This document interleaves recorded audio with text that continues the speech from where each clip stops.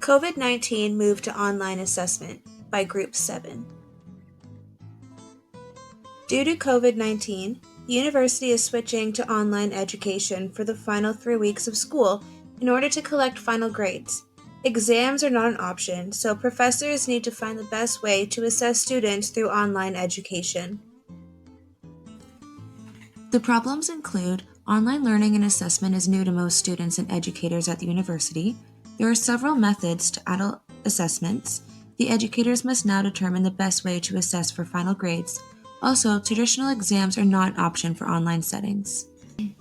This presentation will examine the following types of assessment: formative versus summative, problem-based learning assessment or PBL, authentic assessment, feedback and feed-forward, self-reflection, peer assessment, pass or fail assessment, and also group assessment. Assessments can be formative or summative. Formative helps guide a student throughout a course, providing feedback along the way, giving the student opportunity to close the gaps. Whereas summative is a grade usually at the end of a unit or a semester and is intended to provide a value to assess the student's knowledge and understanding. PBL assessment methods include task and content. The focus is on the process of the PBL, and the core principles of assessment used are formative and summative. Alignment of planning, instruction, and assessment alongside fairness, trustworthiness, and authenticity. This method encourages children to reflect on their learning process, self-direction, critical thinking, and become lifelong learners.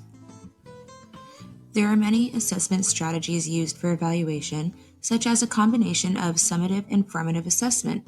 They are listed on this slide and range from presentations, essays, rubrics, and peer assessments. Authentic and performance assessment are both terms that are interchangeable.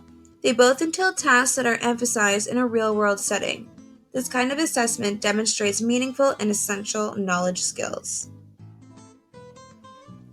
When creating an authentic assessment, there are some main points to put into consideration, such as standards, authentic tasks, criteria, and also a rubric. When comparing benefits with challenges, it is clear by the list provided that benefits took over the amount of challenges. Please take a moment to pause the video and read over the two sides. Authentic assessment can be presented in many different ways, such as concept maps, essays, evaluations, case studies, and real-world problems. Please take a moment and look over the listed examples for further methods. Feedback is constructive criticism intended to help improve work. An example would be someone saying, "I like that you link these two sentences together." Some advantages include opportunities for improvement, providing guidance, and with enough time, feedback can ensure learners have a clear understanding. Some disadvantages include feedback can be negative, misconstrued, or taken out of context. Here is a list of both sides. Feed forward is a focus on modifications during the process and making corrections before finalizing the product. An example of this would be a research mentor reading over your thesis before it's due for submission. Examples include, "I wonder if you looked more into this topic, what you might find. What will be your next steps from here?" Advantages include information that determines successes in achieving learning outcomes, allows modification on current tasks at hand, learners are more open to suggestions and comments on improvements and corrections, less overwhelming, stressful than feedback, reinforces that changes can be made in the present, not in the past, and also plans and next steps and how to move forward. Disadvantages include they can be more time-consuming. Let's take a look at student self-reflection. This can be done two ways. Either the grade or feedback comes from the learner, or the learner creates a final product, such as a written paper, and it is assessed by the instructor.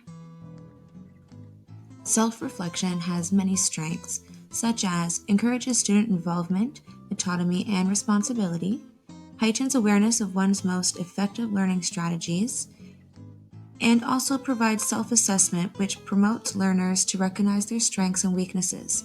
Pause the slide to read more reasons. Peer assessment can be formative or summative, completed in a group or individually. Qualitative feedback is based on the grading criteria and/or the rubric provided.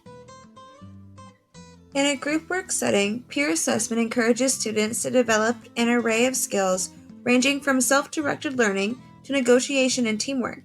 Teacher and student relationships strengthen due to teachers' insight of the student's learning process. Pass or fail is exactly what it sounds like, an assignment that has a list of criteria to meet. The student either completes everything on the list or they do not. The benefits of this assessment are motivation without stress, encouraging self-regulation skills. Again, the expectations must be clearly defined with a rubric. Ensure the students fully understand the expectations and provide the opportunity for a redo if needed. Rather than a grade, the assessment focuses on feedback. Group assessment is used for group contribution. It includes others and themselves. Provided is a list of a how-to guide. If you are an educator, feel free to pause and take down some notes for how you can implement this. The solution would be for professors to submit the final grades. They would use summative assessments via PBL group work.